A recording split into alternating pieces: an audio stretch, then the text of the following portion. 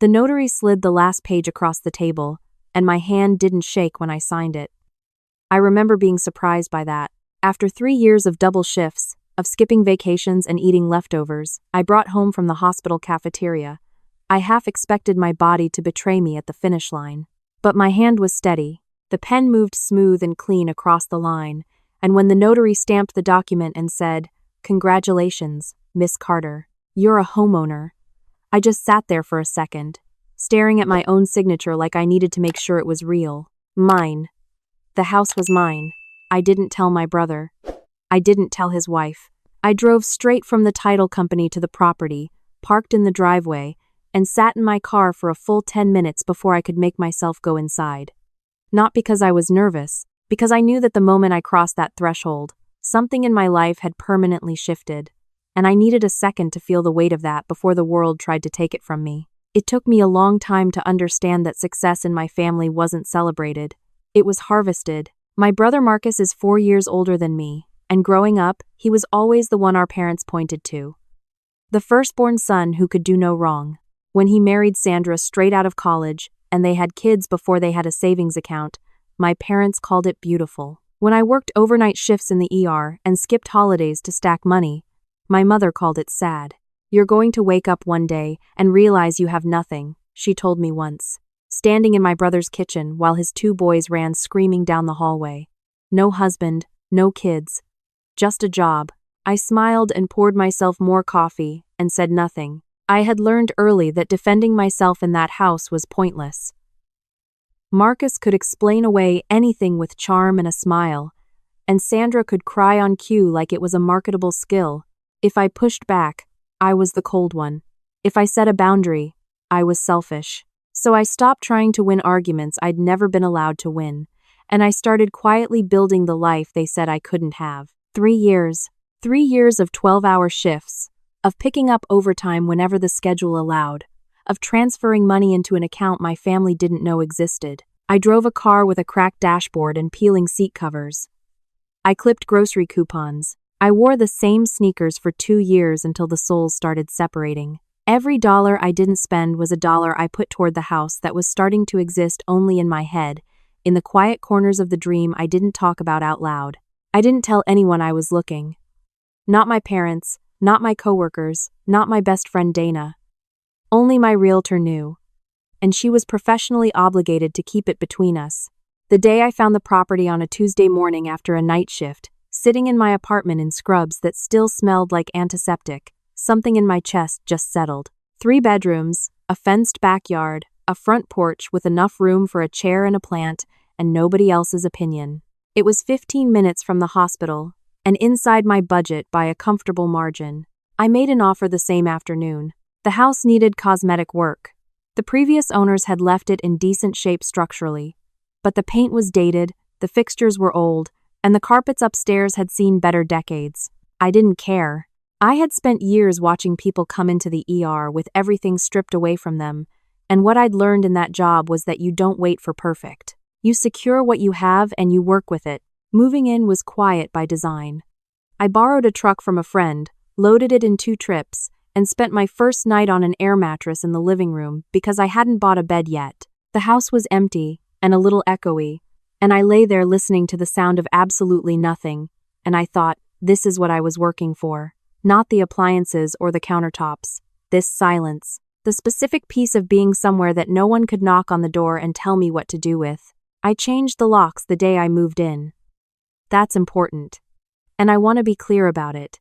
Because anyone who's ever bought a house knows that you have no idea who held a key before you. The locksmith came in the morning, swapped every deadbolt, and handed me 4 fresh keys. I kept one on my keychain, one in my desk drawer, one in my locker at work, and one I gave to my neighbor, Mrs. Patterson, a 70-year-old retired librarian who had lived across the street for over 30 years and had the kind of quiet, watchful energy that made me trust her immediately. That was the first decision I made as a homeowner. Change the locks. Control access. Keep the circle small. I didn't throw a party. I didn't post pictures. I scrubbed the bathrooms, painted the kitchen a warm cream color, and spent my days off measuring windows for curtains. For 3 weeks, The house was just mine. Quiet, uncontested, perfectly ordinary. I would come home after night shifts and make tea and sit on the back step watching the yard, and I felt something I hadn't felt in a long time, like I had finally landed somewhere. I should have known the silence wouldn't last. It was a coworker who broke it. Not on purpose. She was covering a shift at a different hospital campus and mentioned in the group chat that she'd seen a Carter on the mailbox on Ridgewood Drive. "Is that your new place, Elena?" she typed, with a little house emoji. I saw the message and felt my stomach drop before I could even process why. My brother's wife was in that group chat. Sandra had added herself 8 months earlier when she found out I worked with people who sometimes had access to leftover pharmaceutical samples. She never actually spoke to anyone in the thread, but she never left it either. She just watched. I looked at the chat and saw that Sandra had liked the message. 20 minutes later, Marcus called me. I let it go to voicemail. He left one, voice warm and friendly the way it always was when he wanted something. "Hey, little sis, heard you bought a place? That's awesome. Sandra and I would love to see it. We've got some stuff in storage that would look great in a spare bedroom. Call me back." Stuff in storage. Spare bedroom. I stared at the phone for a long time. Then I put it face down on the counter and went back to painting the trim. He texted the next morning. Then Sandra texted me separately with a string of house emojis and a "we should come visit." Then my mother called and said she'd heard the news and wasn't it wonderful and when could she bring over a plant for the front porch. I answered my mother because she at least sounded genuinely happy for me. But when she mentioned that Marcus had asked for my address, I told her I wasn't ready for visitors yet. She sounded confused. "Why the secrecy?" she asked. "It's just family. Just family." As if that phrase had never come loaded with conditions. I didn't give Marcus the address. I didn't respond to Sandra. I went to work, pulled another double, and came home to my quiet house and my new curtains and the very specific peace of knowing that nobody could walk in without my permission. A week later, Marcus showed up anyway. He was parked at the end of my driveway when I pulled in from a morning shift. He was leaning against his car with his arms crossed and a grin that didn't reach his eyes, and I knew before I even opened my door that whatever came next wasn't going to be short. "Nice neighborhood," he said, pushing off the car. "You've been hiding out." "I've been busy," I said. "I have a job, Marcus." He followed me toward the front door without being invited, the way he'd always done when we were kids, moving through my space like his presence was a given. I stopped at the porch and turned around. I didn't say "come in." He laughed. That easy laugh he used to make everything seem like an overreaction. "Come on, Elena. I'm your brother. Let me see the place." I stood there on my own front porch and made a decision. I let him in. I told myself it was a calculated choice because I wanted to watch how he moved through the space, what he looked at, what he said. I was right to pay attention. He walked the whole house, slow and deliberate, the way you walk through a property when you're assessing it rather than admiring it. He opened the door to the second bedroom, measured the closet with his eyes, stood in the middle of the third bedroom for a moment with his hands in his pockets. He didn't say much. He made small sounds, approving sounds, the kind of sounds that weren't really about me. "This is a lot of house for one person," he said, leaning against the kitchen counter. 3 bedrooms. "I work from home sometimes," I said. "I need the space." Sandra could really use a setup like this for her craft stuff. We're so cramped at the apartment. The boys don't even have their own rooms. There it was. Not even 15 minutes in, and there it was. I looked at him evenly. "This is my house, Marcus." "Obviously," he smiled. "I'm just saying it's a lot of space. It would be great if we could use the spare room on weekends sometimes, just to decompress." The boys love the idea of a backyard. "I'll think about it," I said, which meant no, but I needed him to leave before I said it. He didn't push further that day.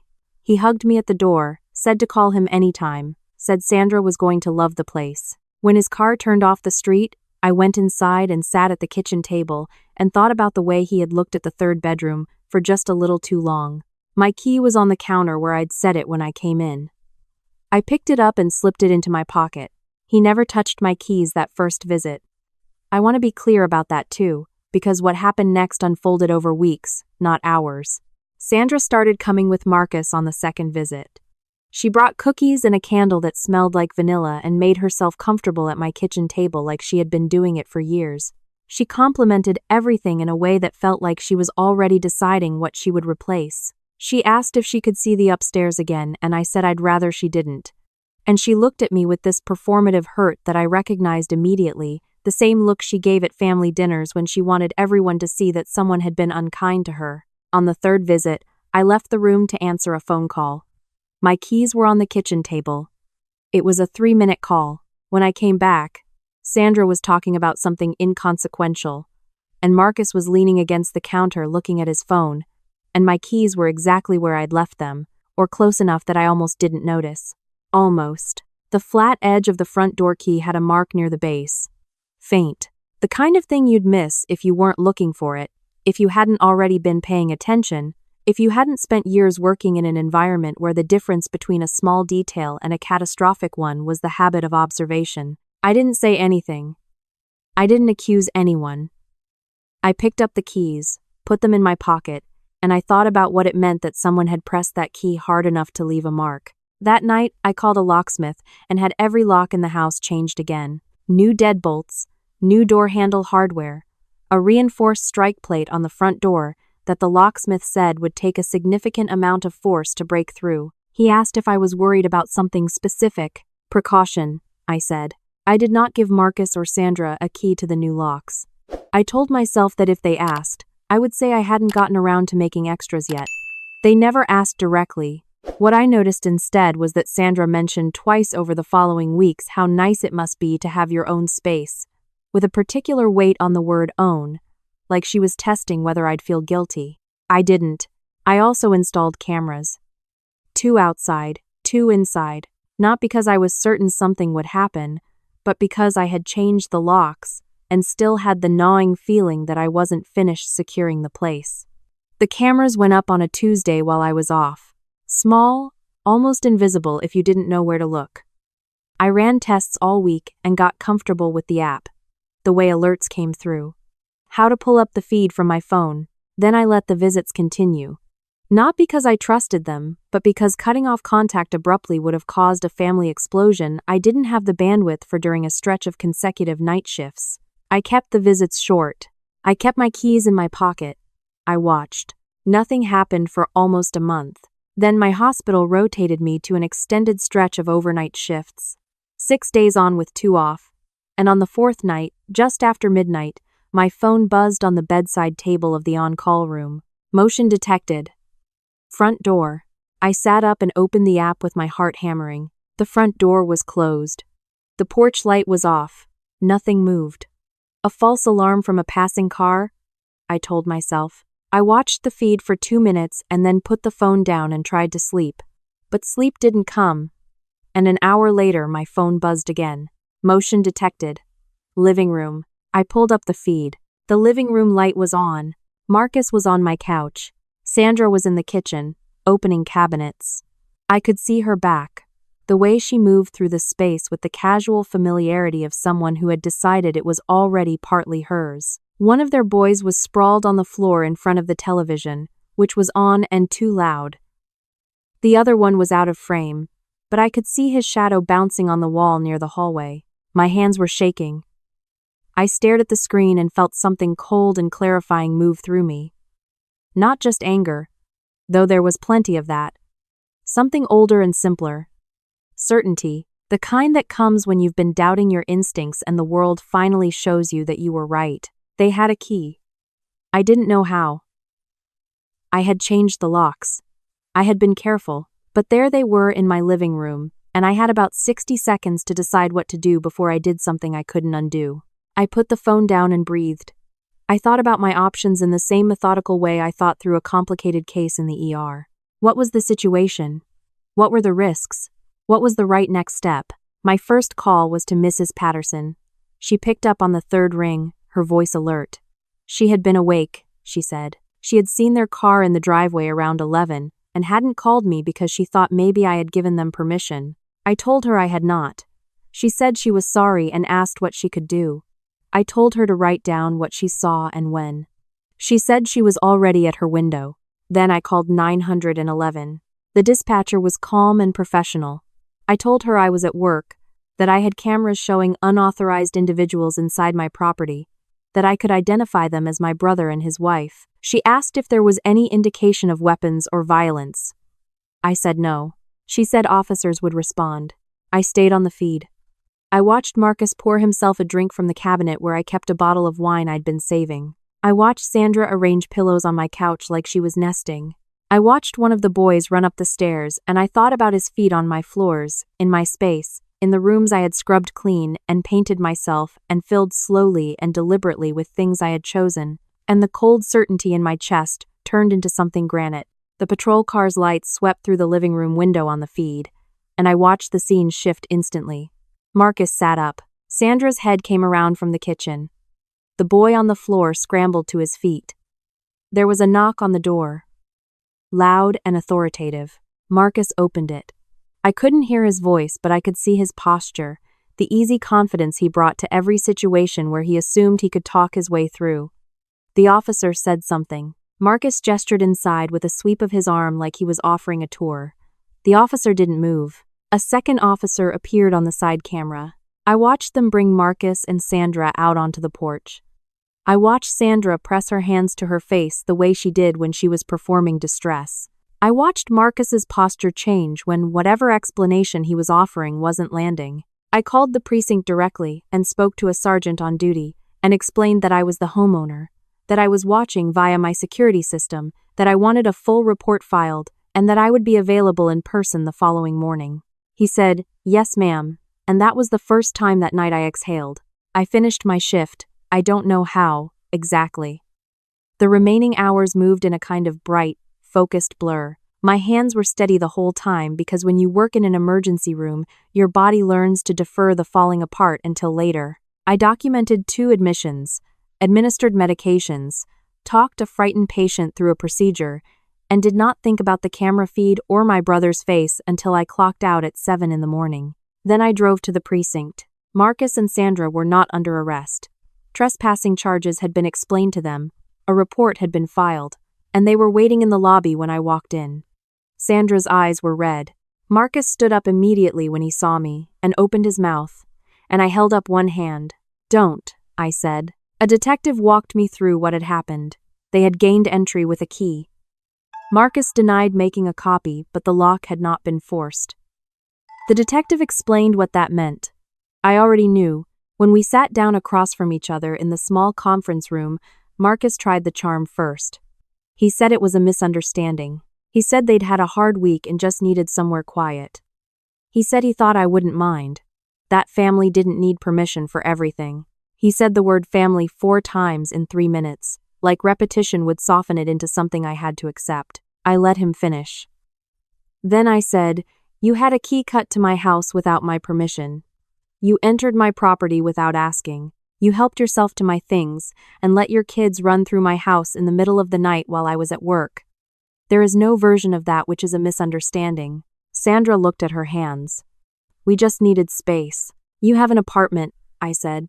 "I have a mortgage. You have 3 bedrooms," Marcus said. And there it was, the same thing he'd said the first day he walked through my door. The argument he'd been building toward from the beginning. You're one person. You don't need all of that. We're family, Elena. We're drowning over there. The rent is killing us. The boys are sharing a room. Sandra's been struggling. If you could just let us use the spare room." "No," I said. He blinked. "No? No. That room is not yours. This house is not yours. There is nothing in here that you have a claim to, Marcus. Not the rooms, not the couch, not the wine you poured yourself last night. None of it." He sat back. The charm went somewhere else and what replaced it was thinner, less rehearsed. "You're serious. You're really going to make this a thing over family. You made it a thing when you had my key copied. I don't know what you're talking about. The cameras do?" I said. Silence. Sandra made a small sound, something between a breath and a word that didn't make it out. I had reviewed the footage that morning in my car outside the precinct. On the second visit, 6 weeks earlier, there had been a moment I'd missed watching live because I'd been at work and hadn't thought to review that particular day's footage afterward. Marcus, while Sandra kept me occupied on the back porch, had gone back into the kitchen and spent 47 seconds near the counter where I'd been leaving my keys before I started keeping them in my pocket. He'd been careful. He'd kept his back to the main camera angle, but I'd had a second camera positioned near the window that he hadn't noticed, and the angle on that one caught enough. I didn't explain all of this in detail. I just said, "The camera's due," and watched his face change. "We can work this out," he said, quieter now. "Without getting lawyers involved, without making this into some huge. A report has already been filed," I said. "That's not going away." Sandra finally looked up. Her voice had gone small. "Are you pressing charges?" I thought about all the times I had been small in that family. All the dinners where I smiled and said nothing. All the phone calls I answered out of obligation. All the money I sent when they said things were tight. The holiday gifts I gave that were never quite enough. The years I spent making myself reasonable so they would keep loving me. "Yes," I said. "I am." Marcus pushed his chair back. He didn't yell. He didn't make a scene. He was too smart for that in a police precinct. He just looked at me with something that wasn't quite anger and wasn't quite hurt. Something that was mostly surprise.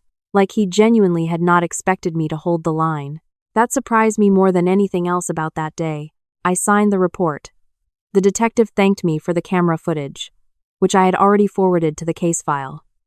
Charges were formal: trespassing, unlawful entry, property duplication, which carries its own weight in the state where I live. The detective explained the process. What would happen next?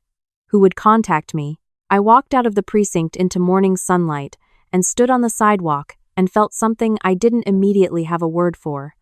It wasn't victory exactly. It was more like gravity. Like the moment after a long and complicated procedure in the ER where the outcome is stable and you can finally let your shoulders drop because the patient is going to be okay. The fallout was immediate and loud. My mother called within hours, her voice cycling through confusion, hurt, and a particular brand of accusation that I had grown up understanding meant someone was trying to make me responsible for everyone's feelings at once. "Your brother is your family," she said. "You could have talked to him. You didn't have to involve police." I told her I had talked to him. Multiple times. She went quiet in a way that meant she wasn't accepting that answer, just filing it for later. My aunt called. A cousin texted me a long message about forgiveness. An uncle I hadn't spoken to in 2 years left a voicemail suggesting mediation. Marcus's friends, people I'd met at a handful of barbecues and never really known, posted vague things on social media that everyone in the family understood were about me. None of it changed anything. Not because I was immune to it, I wasn't. Some nights I sat at my kitchen table and felt the weight of being the person who had drawn the line, and that weight was real, but underneath it, steady and solid, was the knowledge that I had not made a mistake. I had simply refused to make the same mistake twice. Mrs. Patterson brought me a casserole the week after. She sat at my kitchen table and didn't offer commentary or unsolicited perspective. She just said, "You've got your head screwed on right." That meant more to me than the long speeches would have. Marcus did not reach out directly for almost 2 months. When he did, it was a text. Just a few lines, late on a Sunday night. He said he'd been thinking. He said he understood he had crossed a line. He said he was sorry, specifically, for copying the key, though he worded it in a way that left just enough ambiguity that he could claim later it wasn't quite an admission. I read it 3 times and then put the phone down. I didn't respond that night. I thought about whether I wanted to, what response would be true without being cruel, what I actually needed from him, if anything. After a few days, I wrote back something short. I said I appreciated him saying that. I said the court process would proceed regardless. I said I hoped we could find a way to have a relationship eventually that didn't require me to give up what I'd built. He didn't respond to that. I didn't expect him to. The legal process moved slowly and quietly. Eventually, under the advice of his attorney, Marcus accepted a resolution that did not require a trial. The terms involved restitution for the lock changes, a formal acknowledgement of the trespass, and a period of supervised no contact with my property. I found out later through a cousin that Sandra had been the one to actually press the key into the mold during that second visit, something she had apparently admitted to Marcus's attorney in private which explained the dynamic of who had known what and when. I replaced the locks a third time, not because I was required to, but because I wanted the hardware in that door to be something completely unconnected to any of this. New locks, new keys, the same reinforced strike plate. I tested every door. I reset all the camera passwords. I gave Mrs. Patterson the new key because she had earned it. On the first quiet Saturday morning after everything settled, I made coffee and took it out to the back porch. The yard was still mostly bare, more dirt than grass in some spots. A project I kept meaning to start. The light came in low and warm across the fence line, and the neighborhood was still, just birdsong and the distant sound of someone's lawnmower a few streets over. I thought about what the house had cost me. Not the mortgage, not the repairs, not the camera system or the 3 sets of locks. The other cost. The version of family I had held on to longer than it deserved. The one where if I was just patient enough and reasonable enough and quiet enough, eventually they would see me clearly and things would be different. That was the thing I had let go. Not my family. I still answered my mother's calls. I still sent birthday cards. I still existed in the same world as my brother and hoped, genuinely, that the legal process had landed hard enough to be informative without being destroying. I let go of the idea that loving someone meant funding their belief that your life was a resource they were entitled to access. I finished the coffee. A bird landed on the fence post at the edge of the yard, looked at me for a second, and flew off. I went inside, put the mug in the sink, and walked through the house the way I did sometimes, room to room, not looking for anything, just occupying the space. The spare bedroom I'd started using for reading and plants. The third bedroom I hadn't decided about yet. The hallway with the new paint I'd done myself on a long weekend. A deep olive green I'd been second-guessing and then suddenly loved. My home. Fully. Finally. Unambiguously mine. Not because no one would ever try again. People who learned certain patterns didn't unlearn them overnight, and I had no illusions about that. But mine because I had drawn the line, held it when it cost me something, and was still standing on the right side of it. Some people will say I was too hard. That I should have found a softer landing. That family required more grace than I gave it. Maybe they're right, and maybe they've never had to rebuild something from nothing while the people closest to them waited to collect from it. Maybe they've never worked 12-hour shifts and eaten vending machine dinners and calculated to the dollar whether they could afford to replace their worn-out shoes, all while someone with a comfortable seat at the table told them their dream was selfish. I don't say this with bitterness. Exactly. Bitterness takes energy I need for other things. I say it with the clarity that comes from having finally, at 31 years old, lived a few months of complete and uncomplicated peace in a house I earned, and understanding in my body what that peace is worth. It is worth exactly this much. Everything. The locks click every night when I come home from a shift. The cameras blink their small, quiet lights in the corners. Mrs. Patterson waves from her porch when she sees my car pull in, and sometimes we have coffee on a Sunday and don't talk about any of it, just about the neighborhood and the weather and her granddaughter who just started college. I water the plants in the spare room. I'm working on the backyard, slow and unglamorous, one small section at a time. I bought a chair for the front porch, just one, with a cushion I chose, because I liked it and for no other reason. And every morning I have my coffee in my kitchen with the cream-colored walls I painted myself, and the quiet is mine, and I don't apologize for any of it.